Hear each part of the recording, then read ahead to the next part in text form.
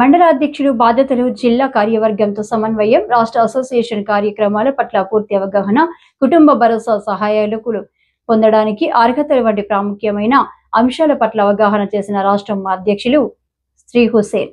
మెదక్, సంగారెడ్డి, సిద్దిపేట జిల్లా కార్యవర్గానికి, మండల కార్యవర్గానికి ప్రత్యేక ధన్యవాదాలు తెలియజేసిన రాష్ట్ర అసోసియేషన్.